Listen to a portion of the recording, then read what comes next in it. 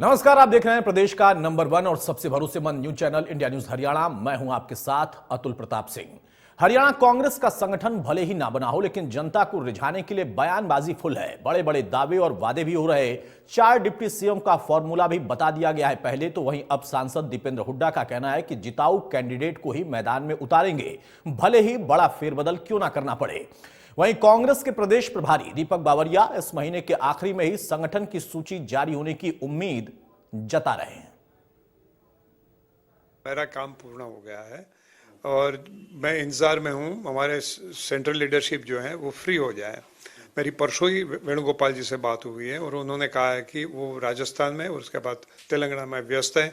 जैसे ही वो दिल्ली आ जाते हैं उनमें से फ्री होते हुए वो ये मुद्दा निश्चित रूप से हाथ में ले लेंगे। क्या इस 25 तारीख के बाद उम्मीद की जाए, क्या इस महीने नवंबर में कुछ मैं उम्मीद करता हूं। मैं तो मानता हूं कि ये माह में सब कुछ हो जाना चाहिए।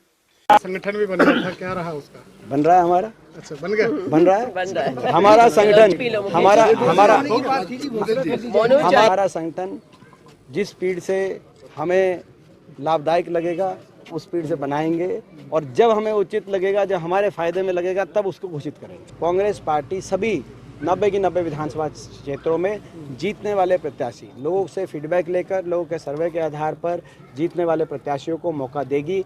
जैसा कि अभी हमारी चुनाव की प्रक्रिया आपने देखा कि कर्नाटक में भी यही हुआ और अब मध्य प्रदेश, छत्तीसगढ़, तेलंगाना, राजस्थान में भी यही अब प्रक्रिया अपनाई गई। जिताऊ हमारे जो प्रत्याशी रहेंगे, उम्मीदवार रहेंगे जनता के पसंद के, उनको हर सीट पे लाया जाएगा।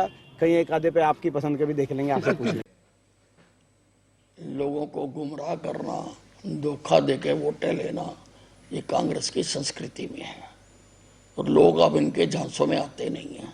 लोग इनको सबक सिखाएंगे, अब रिजल्ट निकलेंगे सारे।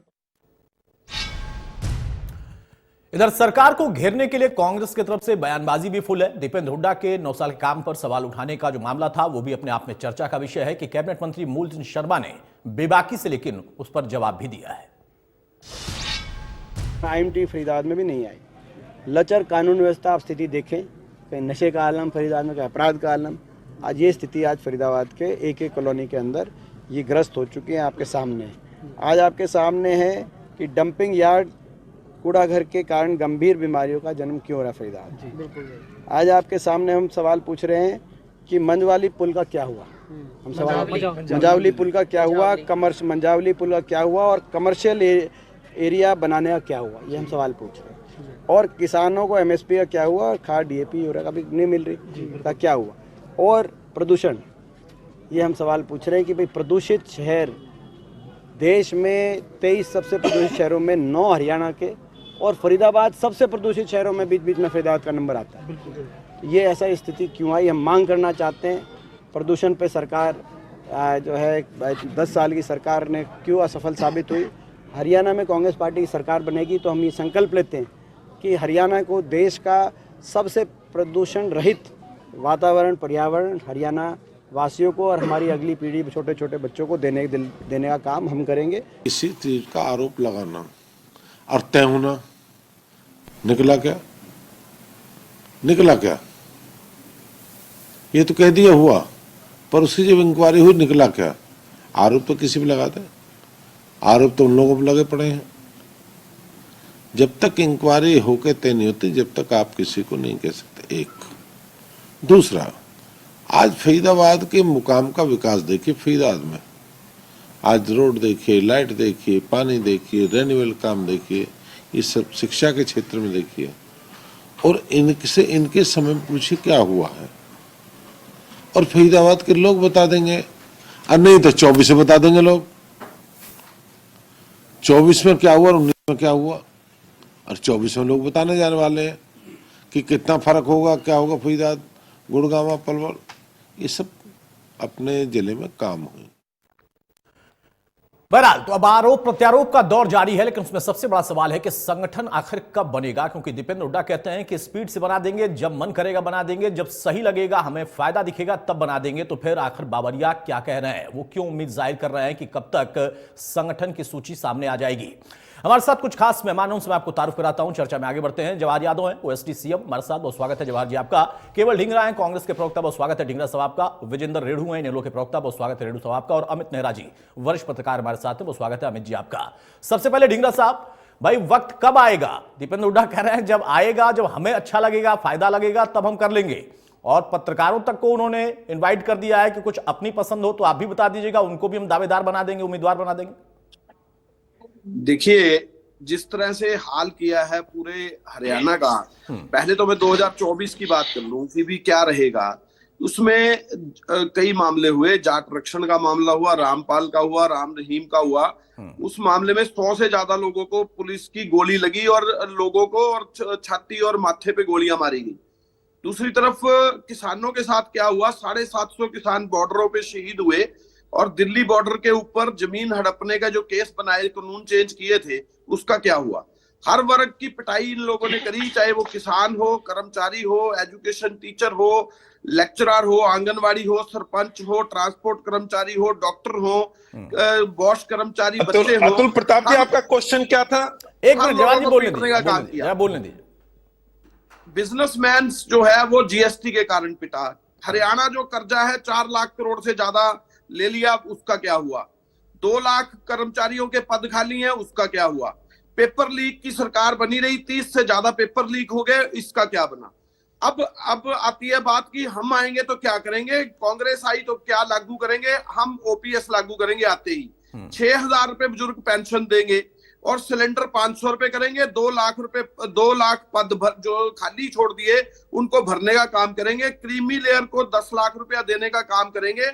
गरीबों को प्लॉट देने का काम करेंगे, जो इन्होंने स्कीम बंद कर दी। ठीक है, अब देखिए ढींगरा साहब, अब ज्यादा वक्त दूंगा तो आपके जो चुनावी वादे हैं ना, उसका मंच बन जाएगा। ये मेरा सवाल ये है कि आपने मुद्दे गिनाए, आपने वादे गिनाए, ये आपका अधिकार है, आपकी पार्टी का अधिकार है। आप मुद्दे उठाइए, जिन मुद्दों को आपने उठाया उसको लेकर आप चुनाव में जाइए, ये आपका अधिकार है, ना कोई रोक पाएगा ना रोक सकता है। आपने वादे किए हैं, जनता उस पर भरोसा करेगी तो आप सत्ता में आएंगे। मैंने सवाल यह किया था कि संगठन का क्या हुआ और समय अभी नहीं आया है। संगठन पे आता हूं।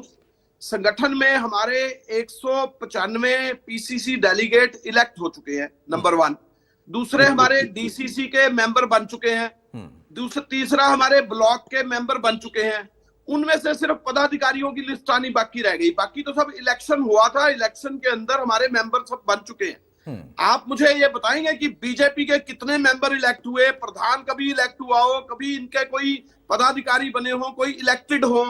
ये सब जो है हवाई जो है, सीधी डायरेक्ट लिस्ट जारी कर देते हैं। बीजेपी का तो जवाहर जी बताएंगे, मैं क्यों बताऊं, वो अपना बताएंगे। लेकिन आपके जो इलेक्शन में सिलेक्शन है उसमें कॉन्ट्रडिक्शन दिख रहा है, क्योंकि आप कह रहे हैं कि इलेक्शन हो चुका है, इलेक्ट हो चुके हैं, लेकिन जो बात दीपेंद्र हुड्डा ने कही, वो कहते हैं कि जो भी होगा, जो बेहतर होगा, उसको हम दावेदार बनाएंगे। और पत्रकारों तक को इनवाइट कर रहे हैं। आप भी बता दीजिएगा, आपके भी 1-2 लोगों को हम दे देंगे। तो अभी इलेक्शन में सिलेक्शन पूरा नहीं हुआ है, आपकी जानकारी भी शायद थोड़ी अधूरी है। जवाहर जी, भाई मुद्दे गिना दिए, वादे गिना दिए ढींगरा साहब ने, लेकिन संगठन का विस्तार, उसमें अभी सिलेक्शन और इलेक्शन में मामला उलझ रहा है।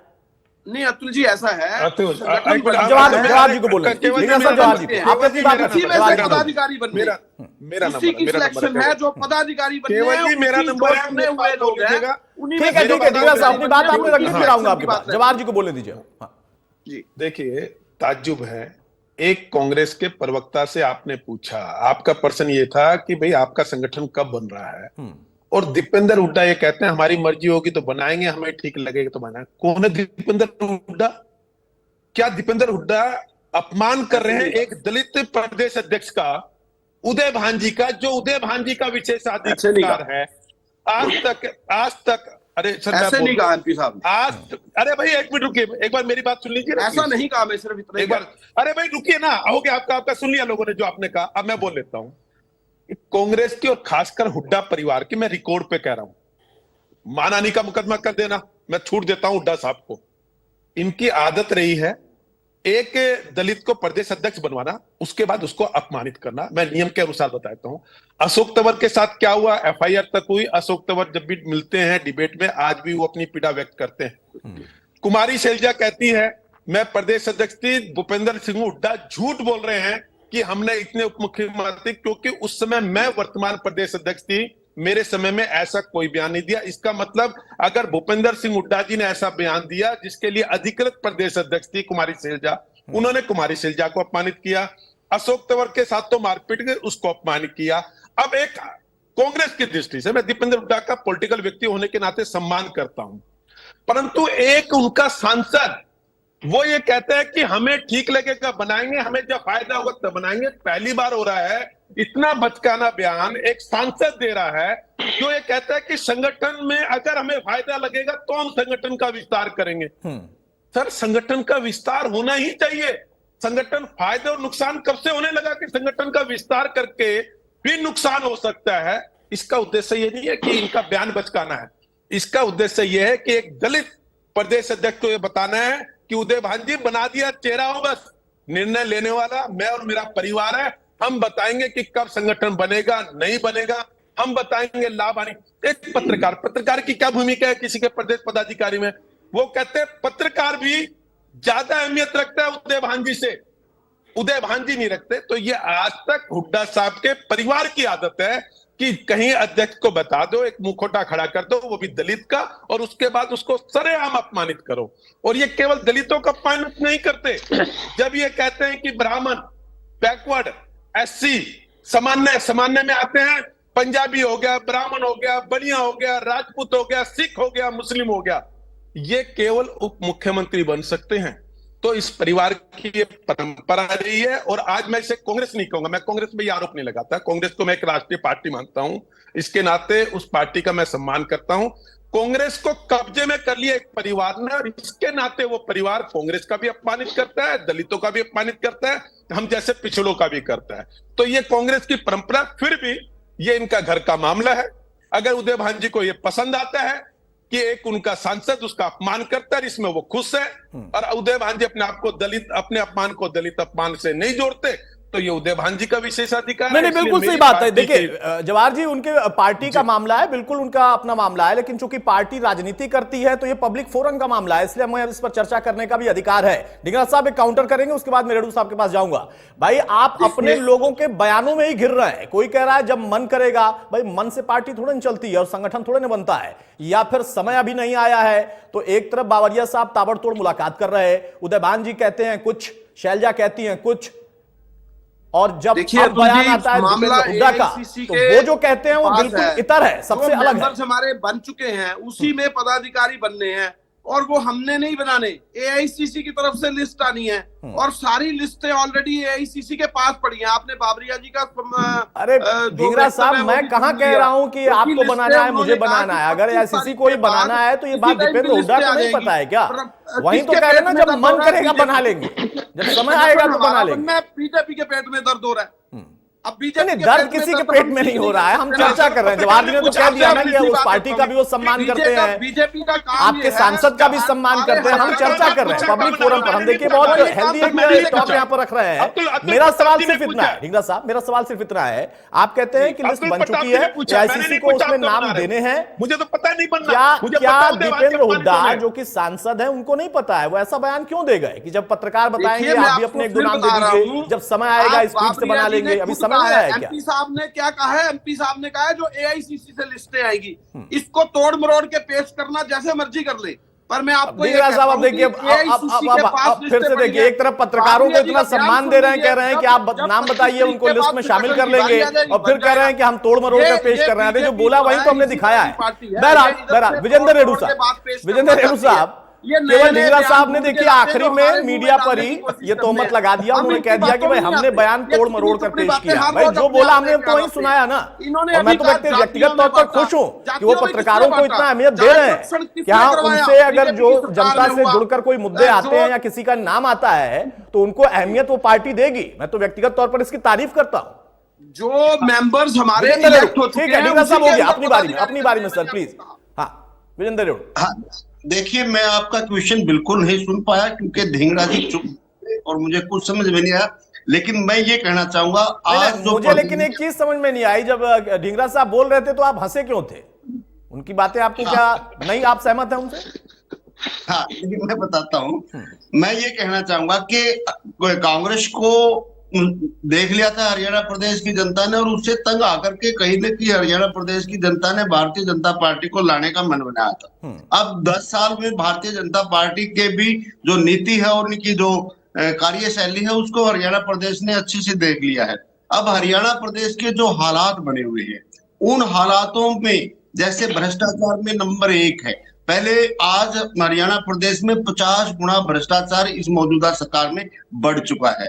और प्रधानमंत्री ऑफिस कार्यालय ये कहते हैं कि बेरोजगारी में हरियाणा नंबर 1 है। महिला सुरक्षा में सबसे गंदा हमारा हरियाणा प्रदेश इन्होंने बनाने का काम किया। शिक्षा और स्वास्थ्य का बहुत बुरा हाल है। ऐसे हालातों में, क्योंकि कांग्रेस को पहले देखा, अब भाजपा को देख लिया, एक ऐसे मजबूत नेता की, एक ऐसे दमदार नेता की हरियाणा प्रदेश को आवश्यकता है जो इन सारे शासन को भी संभाल ले और प्रशासन से भी अच्छे से काम करवा ले। ऐसा यदि कोई दमदार और मजबूत नेता है तो वो आज प्रदेश में अभय सिंह चौटाला है। और जो इंडियन नेशनल लोकदल पार्टी जिस प्रकार से दिन प्रतिदिन तरक्की कर रही है, बढ़ रही है, ये मैं मानता हूं कि पार्टी में विभाजन के बाद 2019 के चुनाव में हम बहुत पीछे चले गए थे, लेकिन उसका भी एक बड़ा कारण था, उसके बाद में मैं एक्सप्लेन करूंगा। अब लेकिन 2019 के बाद जिस प्रकार से अभय सिंह चौटाला ने हरियाणा प्रदेश के कोने कोने में जाकर के, चाहे वो किसान आंदोलन की बात हो, चाहे किसान ने अपना इस्तीफा करके उनके बीच में दोबारा से जाने की बात हो, और चाहे हरियाणा प्रदेश के हर मुद्दे को मजबूती के साथ विधानसभा में उठाने की बात हो, और चाहे जनता के बीच में खड़ा रहने की बात हो, और चाहे परिवर्तन पद यात्रा जो एक पूरे हिंदुस्तान का रिकॉर्ड है, 7 महीने लगातार चल करके लगभग 5000 किलोमीटर की पैदल यात्रा करके हरियाणा प्रदेश की नब्ज को जानने का काम किया, उसकी दुख तकलीफों को समझने का काम किया।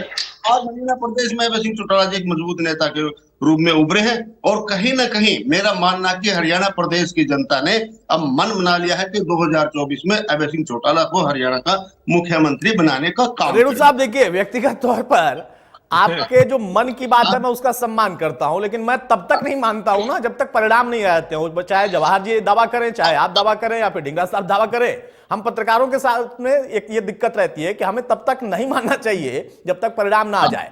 अब व्यक्तिगत तौर पर ढींगरा साहब की पार्टी भी कह रही है कि बहुत आगे चले गए हैं, स्पीड से अभी संगठन बनने का समय नहीं आया है। आप भी कह रहे हैं बहुत आगे चले गए, अच्छी बात है, ईमानदारी से आपने कहा कि कमजोर हुए थे, उसका कारण कुछ और था, लेकिन अब मजबूत हो गए। लेकिन ये मजबूती जब जनता के बीच में इन्हीं मुद्दों के आधार पर जब आज जाएंगे, वहां से जो परिणाम जनता देगी तभी उसको हम स्वीकार कर पाएंगे। अमित नेहरा साहब, अब सवाल यह है कि किसी पार्टी और पार्टी के प्रवक्ता को हम दावा करने से नहीं रोक सकते, और यह उनका अधिकार भी है, उनकी जिम्मेदारी भी है। लेकिन कांग्रेस के अंदर की जो भी स्थिति दिख रही है, नहीं लगता कि उनके आपस में ही, चाहे सांसद के बयान हो, उनके विधायक के बयान हो, उनके प्रदेश अध्यक्ष के बयान हो, उनके प्रभारी के बयान हो, इतने ज्यादा कॉन्ट्रडिक्शन कि वहीं से बाकी पार्टियों को, खासतौर से बीजेपी को मौका मिल जाता है कि बस आप ऐसे ही चलते रहो?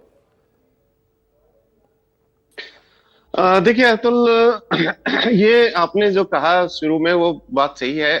ये किसी भी पार्टी का आंतरिक मामला है कि वो अपना संगठन बनाए या ना बनाए, लेकिन किसी भी पॉलिटिकल पार्टी का जो अंतिम लक्ष्य होता है वो सत्ता प्राप्ति होता है, और सत्ता प्राप्ति के लिए एक स्मूथ फंक्शनिंग की जरूरत होती है जो कि संगठन से प्राप्त होती है उसे।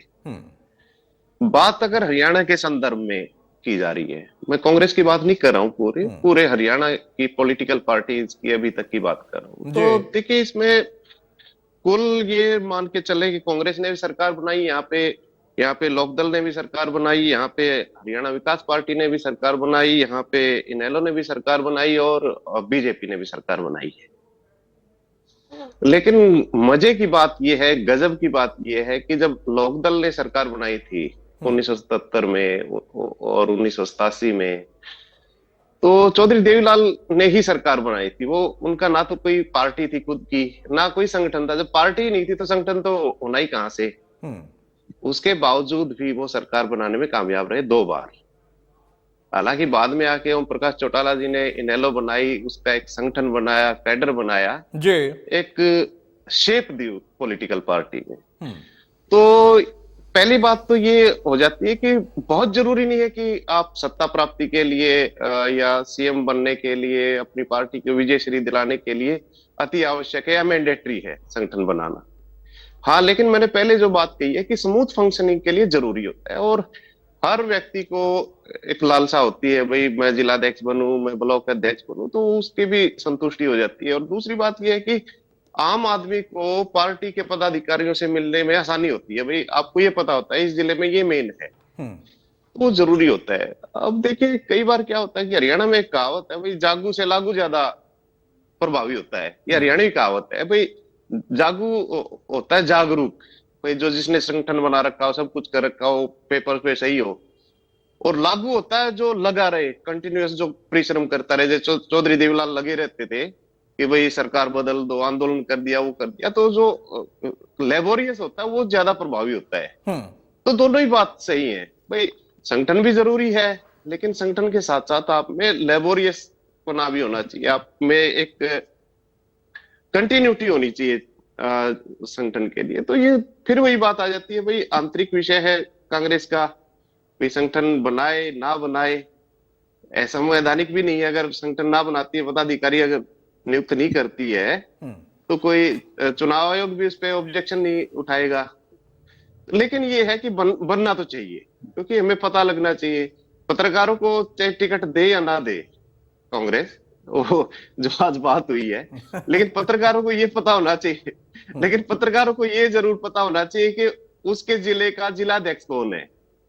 आप मेरी बात समझ रहे हैं? बिल्कुल स्वाभाविक। मान लिया कोई बात है, क्रॉस चेक करनी है, बात करनी है, तो उसके लिए एक अधिकृत व्यक्ति होना चाहिए। बाकी इनके मामला है, मैं तो फिर वही कहूंगा, ज्यादा इस पे टिप्पणी नहीं करूंगा। आंतरिक विषय में मैं पहले ही कह रहा हूं ना कि हमें उस पर आपत्ति नहीं है, लेकिन चर्चा करने का अधिकार जरूर है। और जब लोकतंत्र में चर्चा होती है तभी वहां से कुछ चीजें निकल कर आती हैं। और चूंकि इनकी पार्टी राजनीतिक पार्टी है, तो वहां पर चर्चा बनती भी है। ढींगरा साहब, प्रश्न यहां पर यह है कि हाँ, ढींगरा साहब कुछ कह रहे हैं। एक वैल्यू एडिशन और करना चाहूंगा सभी दर्शकों के लिए और अपने प्रतिभागी हैं इनके लिए भी जानना जरूरी है। देखिए, जो भारत में सबसे लंबी जो सरकार चली थी, मेरे ख्याल से ज्योति बसु की चली थी वेस्ट बंगाल में, कम्युनिस्ट सरकार थी। तो मेरे ख्याल से 34 या 35 साल, एग्जैक्ट ध्यान नहीं आ रहा, लेकिन सब बहुत लंबी उन सरकार चलाई थी, लगातार वो चुनाव जीतते रहे थे। तो जब चौधरी ओम प्रकाश चौटाला 1999 में हरियाणा के मुख्यमंत्री बने थे, तो उन्होंने बाकायदा एक डेलीगेशन भेजा था इनेलो पार्टी का कि जाके वहां पे पता करो कि वो राज क्या है उनका इतना लंबे शासनकाल का। तो जो फाइंडिंग आई थी उन्होंने इनेलो में भी लागू किया था, कैडर सिस्टम बनाया था उन्होंने। लेकिन ये बात है कि वो भी अतीत हो गए। जो ज्योति बसु थे वो भी लगातार सर्वाइव नहीं कर पाए। ये एक संसार का नियम है, बदलाव आवश्यक है, प्रकृति का भी नियम है ये। ठीक है, लेकिन प्रकृति के जो नियम है वो सब पे लागू होते हैं। और अगर यहां पर उसे लागू किया गया, किसी को पद दिया गया है, तो उस पद के पर बैठे हुए व्यक्ति अगर वो कुछ और कहता है और फिर उस पार्टी के सांसद कुछ और कहते हैं, तो वहां पर सवाल उठते हैं। ढींगरा साहब, प्रश्न यहां पर सिर्फ इतना है कि भाई आप संगठन बनाए ना बनाए, वो आपकी पार्टी का विषय है, लेकिन जो बयानबाजी है उससे एक बात निकल कर आती है कि क्या आप आज भी ये मानते हैं, जिस बात का जिक्र नेहरा साहब ने किया कि ताऊ देवीलाल का जो समय था, बिना संगठन के भी उन्होंने सरकार बनाई, वो दौर और आज का दौर एक समान है। आप कहते हैं संगठन स्पीड से बनाएंगे। बीजेपी जैसी पार्टी से आपका मुकाबला है, जो कि पन्ना प्रमुख पर भी बात करती है और वो कहती है कि संगठन का विस्तारवाद होना ही चाहिए, परिवारवाद नहीं होना चाहिए। उनकी पार्टी में भी बहुत सारे लोग हैं जो कि परिवारवाद को लेकर घेरे में रहते हैं। लेकिन यहां पर प्रश्न है संगठन का और बयानबाजियों का, जो आपकी पार्टी के अंदर है। बात है अतुल जी, देखिए संगठन तो ऑलरेडी फॉर्म्ड है, सिर्फ पदाधिकारियों की लिस्ट नहीं है हमारे पास अभी। और आपको ये बताना, 195 पीसीसी मेंबर्स हैं जो ऑलरेडी काम कर रहे हैं, और जो इसी तरीके से डिस्ट्रिक्ट के मेंबर्स भी जो है वो भी काम कर रहे हैं। अभी हमारा हाथ से हाथ जोड़ो प्रोग्राम चल रहा है, दूसरे प्रोग्राम चल रहे हैं। अब हमने पूरे 90 कॉन्स्टिट्यूएंसी में जन आक्रोश रैली शुरू कर रखी है।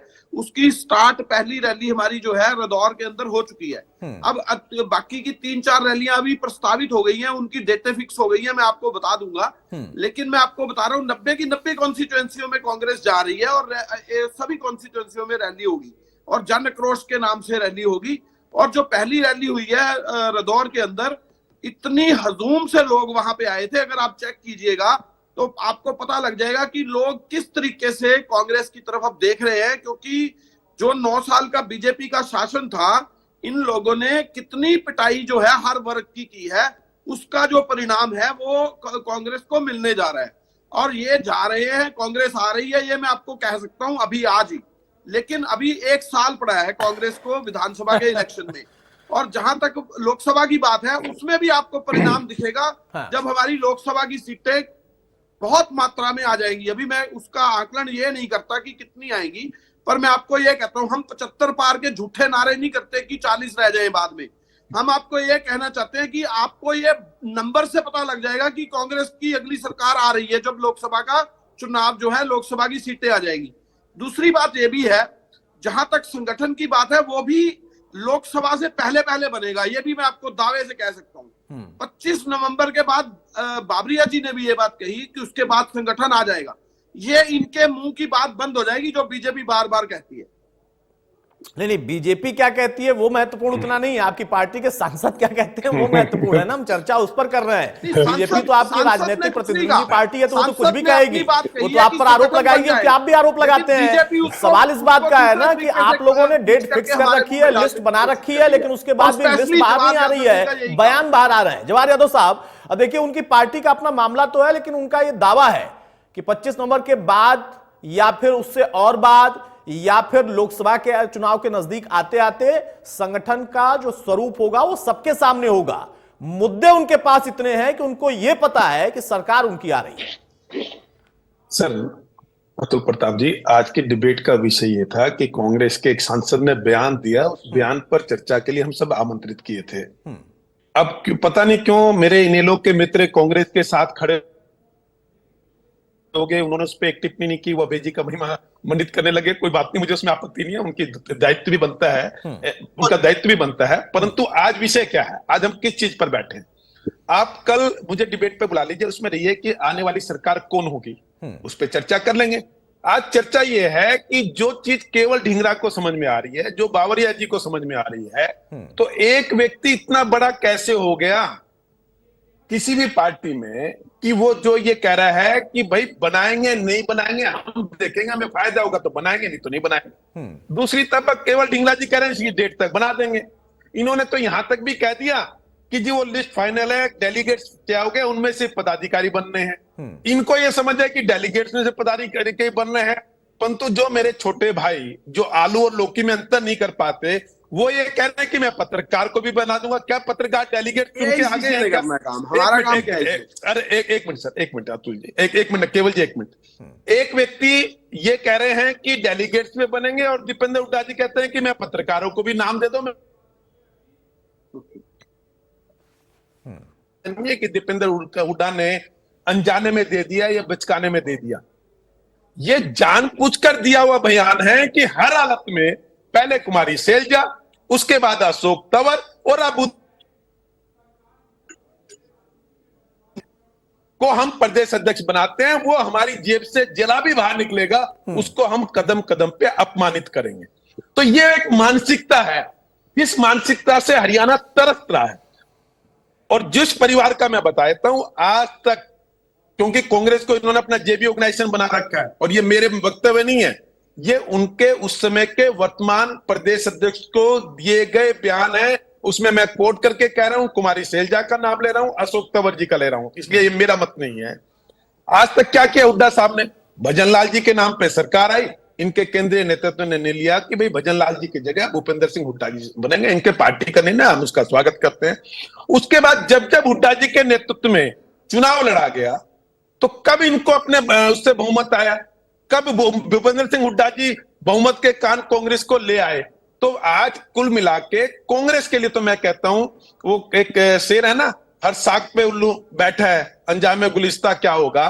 तो मैं कहता हूं, मैं केवल जी को उल्लू नहीं मानता, मेरे मित्र भी है और हम आपस में ठीक है यहां राजनीतिक डिबेट करते हैं कि मित्र तो है ही, परंतु मैं कहता हूं उल्लू नहीं है। एक दीपेंद्र हुड्डा काफी है कांग्रेस को डुबाने के लिए, उसके बयान काफी है कांग्रेस को बर्बाद करने के लिए, उसके बयान काफी है और ये देखिए, अच्छी बात नहीं। नहीं अरे भाई, मैं उन्होंने अपनी बात कोट कर रहा हूं, किया मैंने है, कोट उन्होंने कर- एक शेर आप पढ़ा कोट और करके- उसको कोट करते अरे हुए मैंने बोला। कोट करके ये कहा। तुलना नहीं कर रहे, वो किसी की तुलना नहीं कर रहे हैं, उन्होंने पहले इस बात को स्पष्ट कर आपको दिया। गलत वर्ड नहीं बोलने नहीं, किसी अरे किसी भाई, के नहीं, लिए मैंने गलत कोट पे शब्द का कहा हूं। इस्तेमाल नहीं होगा, लेकिन जवाब जी ने ऐसे इस बात नहीं को बोलना कोट चाहिए। किया है कि मैंने वो बोला सिर्फ नहीं एक कोई शेर गलत- का उदाहरण आप दे रहे बोल हैं। दिया आपने, गलत है वर्ड। अरे मैंने ये कहा कि दीपेंद्र जी वो नहीं है, मैंने आप ये गलत कहा। वर्ड बोल रहे हो। अरे, अच्छा, आप ओके, हमारे आप नेता बोलो। के लिए गलत वर्ड अरे बोल रहे हो, ये बोलता- गलत बात। अरे मैं दोबारा बोलता हूँ जो मैंने कहा।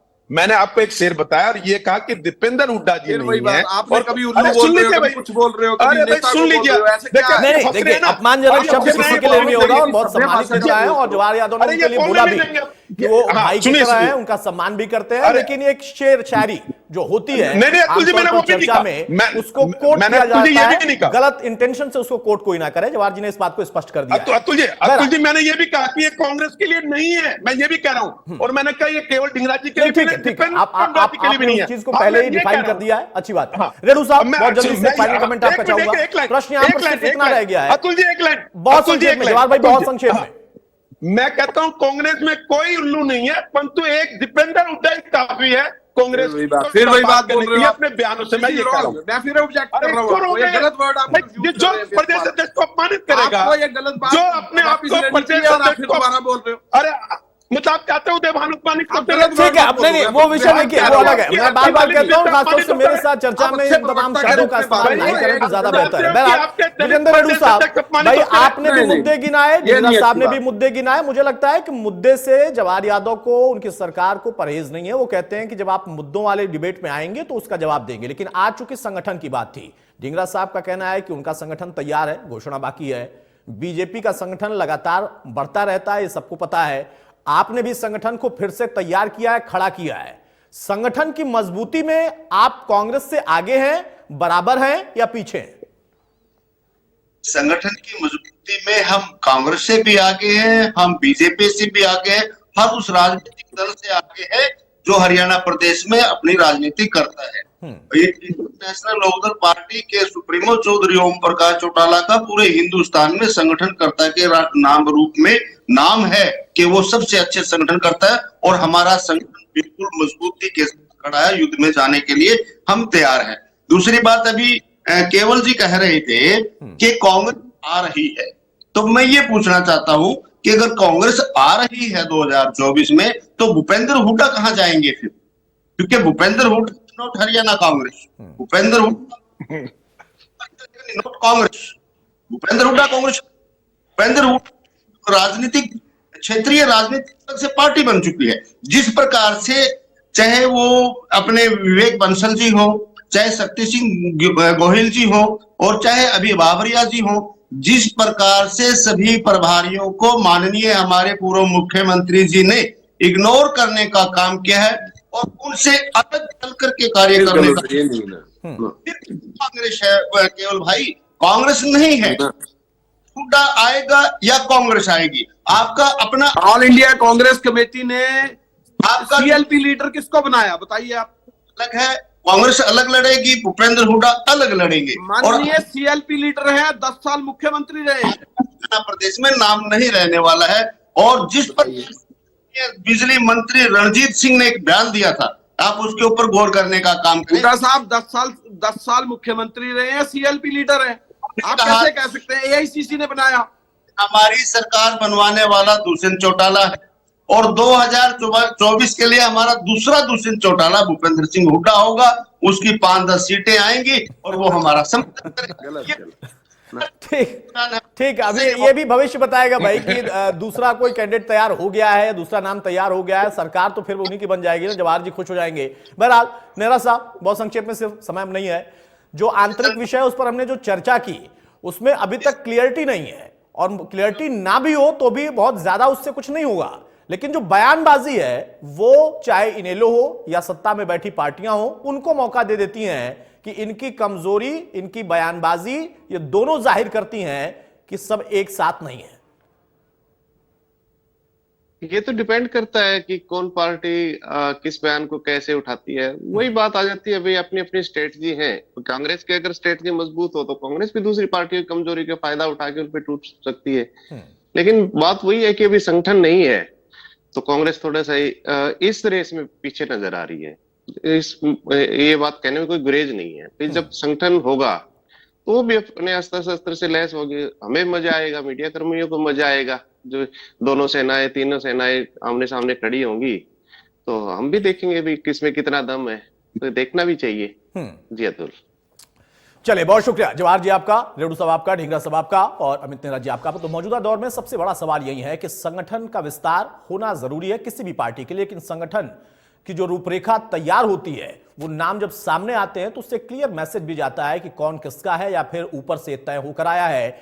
कांग्रेस की स्थिति उनके नेताओं के बयानबाजियों से थोड़ी सी इसमें लचर दिखाई देती है कि आखिर जुबान क्यों फिसल जाती है या फिर बयान ऐसे क्यों दिए जाते हैं जो कि पार्टी के एक पदाधिकारी के बयान को काटने वाले होते हैं। हालांकि पार्टी का आंतरिक विषय है, जब संगठन तैयार हो जाएगा, नाम सामने आएंगे तो बहुत सारी चीजें साफ भी हो जाएंगी। नमस्कार।